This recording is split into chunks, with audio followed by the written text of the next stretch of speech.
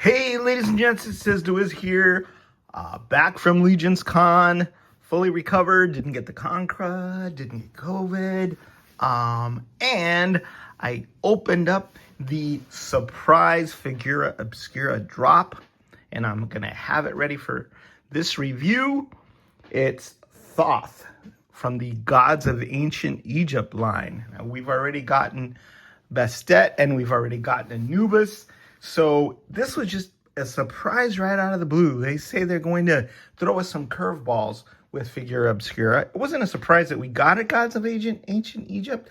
It was just that it came without all of the build-up and teasers and all that. So this is kind of cool. Thoth. So I'm not sure I'm pronouncing it correctly, but I think it's Thoth. The way I see it is that if somebody with a speech impediment is trying to say sauce, or maybe somebody from Spain, you ask them, hey, you like it the sauce, huh? And they will say, I like it the Thoth. Yes, Thoth. I like it the Thoth. So that's what I'm calling him, Thoth. So spectacular packaging as always. This is by Nate Barch and Tom Tolman, who are working as a team. That's the front. Tom Tolman has been brought on.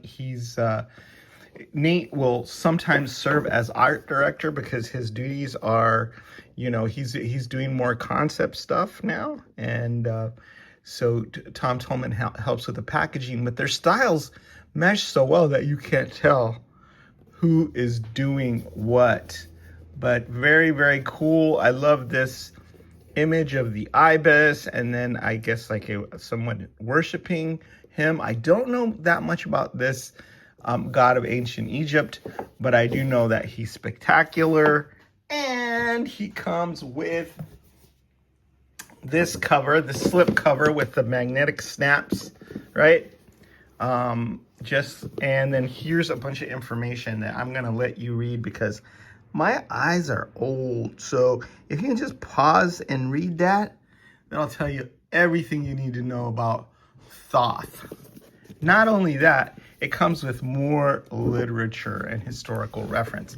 This is something I'm really excited about because Nate or Tom Tolman or, one of those guys or both worked on this really, really cool temple scene with the pyramid with the golden capstone and then the giant moon, and it's just really magically lit, and it's good for, of course, putting behind our figures. Also, it's matte finish, so it's good for taking pictures. And then you see it looks like Bastet and Anubis and Horus. So I'm hoping we're going to get a Horus, and then whoever that guy is. But beautiful art, just dramatically lit. These were the old ones that they put out for Bastet and Anubis. Those two came as a 2-pack. So they both got this scene, right, with the temple and the... Yeah, but so they both got the same one. But since this is a standalone figure, brand new art and just beautiful stuff. I really love it. Whoa. And but to the figure itself, I never like to overlook the packaging because Figura Obscura is so much about the packaging and the experience and everything in addition to the figure. I'm going to go through this. It's got a lot of bells and whistles here. It comes with these 2 staffs, which, okay, I'm already messing up. Hopefully I can get these in focus. But this one looks like some kind of ibis, right? And I don't know what these staffs are for, but it's kind of whetting my appetite to learn more about this. And then here's another one, but it's a different sculpt, I think. Yeah, this one looks like the staff that may be Anubis, or it may be another winged creature. I don't know. And then they've got 2 separate little things. It's interesting that this kind of detailed museum quality reproduction, I'm sure, of these artifacts Um, they could have just given us one, or they could have tooled it once and given us two if that's what they wanted to do. But they gave us two separately different tooled pokey sticks. Whatever the heck. Those are four, but they look majestic and regal, and it's something that you can share with your other figures as well. Like I said, I got to do the research. Now, he's a scribe, I do know that, and he comes with a pen, some kind of pen or writing instrument in a hand that you can pop in and out if you want him to write. Now, I don't know if I pulled, I think I might have pulled this out. I think it might have been glued in there, right, for him to hold. So if you can see the hand there, if that's in focus. Let's see here. And I might have pulled that out, but it's undamaged, so I can glue it back in. But he's got that, and he's got this little writing tablet, or I'm guessing maybe they put ink on that and then papyrus. But these are two unique hands for this character. One so that he can write with, and then perform his scribely duties. Scribble, whatever. If I get two Thoths, and then I can get two of these, and then I can put them together, and then he can be eating with chopsticks too. So that is, I used to get two Figura Obscura. So I think, oh, cool, he can eat with chopsticks. I don't know. My mind works in weird ways sometimes. But that's a scribe hand, but he has other hands, the ones that he came in the package with. And so he's got these two sort of specialized hands, right? And then he's got, some gripping hands. And they're filled in real snugly. So he's got 4 extra hands in addition to those, so that he can hold, right, his scepter. I think this might be his. I don't know what it is, but I'm imagining that it's some kind of scepter, which represents his power as a god. I really, really should have done more research, but I always say, if you really want to watch a really good review after you watch mine, so you could have comparison, contrasts, go to Dork Lair's page and subscribe, because he's a teacher, so I'm sure he's a lot smarter, more erudite, and informed than I am. So there, yeah, he's holding his staff there. Look at the profile, really cool. So I have a lot of accoutrement here. I've got a lot of different figures and stuff, and not all of that comes with him. So I'll point out the ones that do.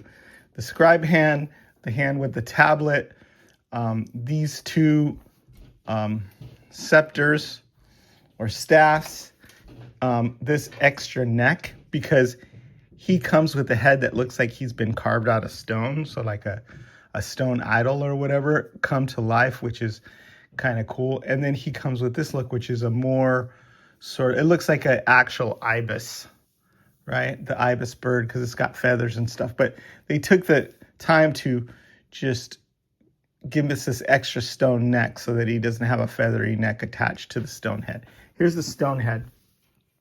I'll take a look at that. We also said 4 extra hands. He also got 2 extra feet. Why anybody would want to take these magnificent bird feet off him and put regular feet on him, I don't know, but customizers will love those feet for sure, because bare feet are hard to come by in the line, or have been up to this point. But look at those big feet. This is making me think that they're tooling up pieces that are going to be used in Aetheron, and just seeing how huge they are just makes me excited about the future bird figures, like Aetheron, the god, the mythic legion's god, right? Who I'm guessing they'll share the tooling and the parts for that. So he comes with the 2 feet, the 4 hands, comes with this ankh. Don't know. really what the meaning of the symbol is. Maybe eternity or something, or I don't know, life.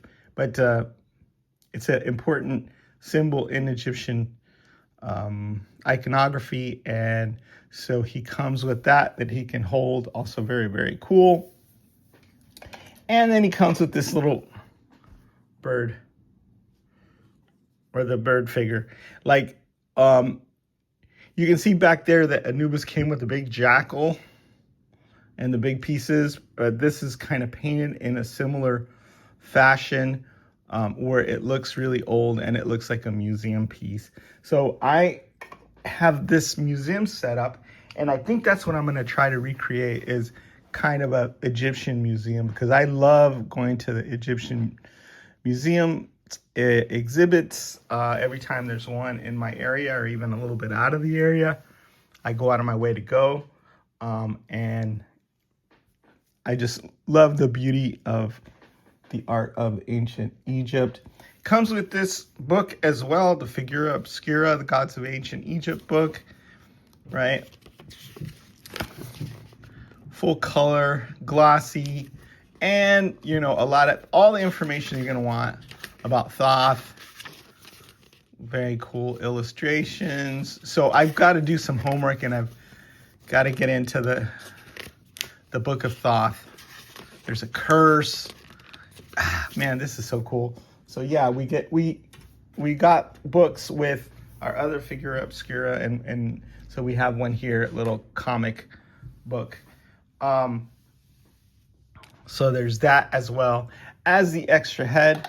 The extra head, yeah, comes with this sort of, I don't know, it's either a moon or a sun, and then this is what the extra head looks like. The one that's more stone, right? So you take the stone head and you pop it on the stone neck, and then he's completely stoned. And then you take this. I kind of wish you could put this on the other one too, because it looks so awesome. But let's see here. You put that on there, and then it's like a cool crown, especially when you have the headdress. Let me see if I can take this head off here. Okay, so take off the head and take off the neck. Man, that's on there nice and tight. And then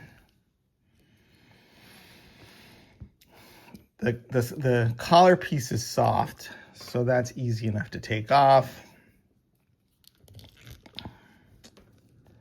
I usually don't like to pop and swap during my reviews because I'm not great at it. I don't have the pop and swap power thumbs. Working on that. So sometimes if I don't heat it up with a hair dryer, it gets kind of hard to pop parts apart and pop them back in sometimes. So anyway, all right, not too bad. And then, of course, this headdress comes off, so you could pop it on this guy. I was telling my friends who like to make Aztec customs that if you shave down Thoth's neck, you can probably make a decent hummingbird for a Huitzilopochtli custom. And so hopefully I'll see that. I'm glad we have two necks, because the Aztec god of war is a hummingbird. So anyway, see, I'm not the best at popping and swapping. That's the thing, because I'm just gonna rest the head up here, and then I'm gonna hit it. So you can see what it looks like, and then I'm gonna hit it with the hair dryer so that I can properly get it on there. But this will help you see what it looks like by just resting it up there. More, this is kind of, anyway, yeah.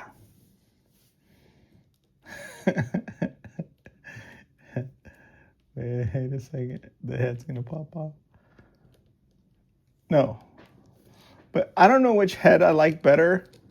It might be this one because it's got that gold attachment, while this head has, wait a second, does this plug come out? Oh, it does. Awesome.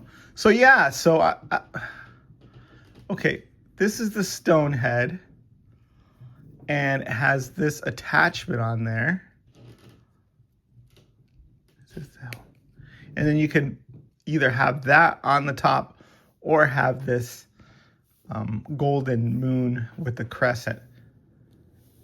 And I guess this is the realistic head. Okay, so I put the realistic head with the stone neck, and that's not the way it's supposed to be. So just imagine, okay, this is the realistic neck that goes with the realistic head, right?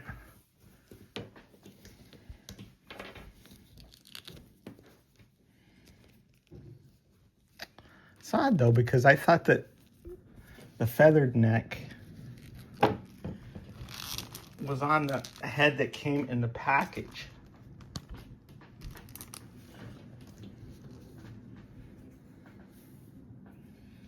But maybe it wasn't, or I just lost track of what was going on. Okay, you guys, this is what happens when you tune in for an Is to Wiz review instead of like a dork-led review. All right, this is not seamless in the least. And whatever happens, happens, because I'm not going to edit this. But what I'm trying to figure out is there's a hinge in the neck.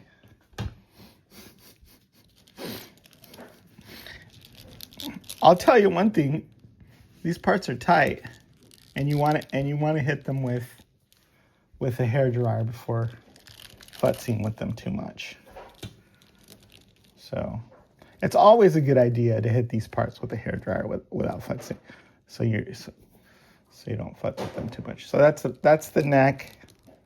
I just did what I said I didn't want to do, and I did it not once, but twice. But there he goes. He looks cool.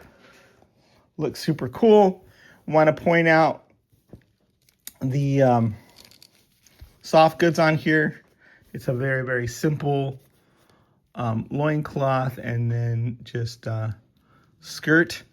What I really like about this guy is that he's got a very, very dark skin color to him, and it stands out in contrast to the other figures that we've gotten in this line, which is, let me bring those guys out. Mastet and Anubis.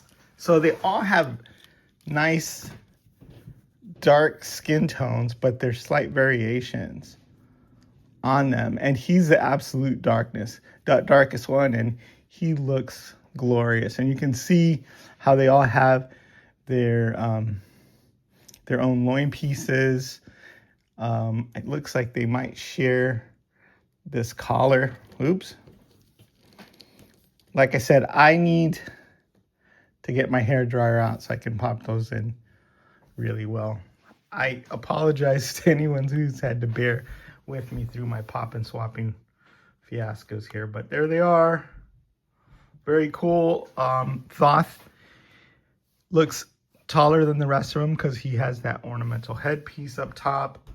But I'm gonna put this staff in Anubis's hands, and they look great together. I'm really looking forward to a Sobek, which would be the crocodile god figure. And I just want to show you that I've been into pop and swapping for a long time. This is a